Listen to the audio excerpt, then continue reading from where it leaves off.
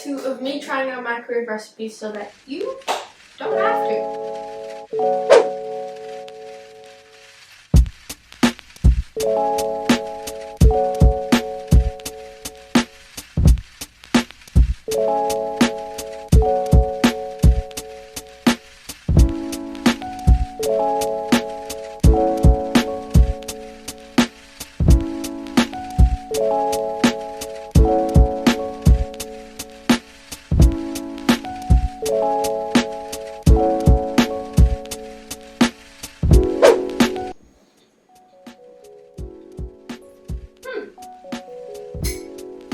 I didn't put any sugar in this or any chocolate chunks because there's already chocolate chips in here.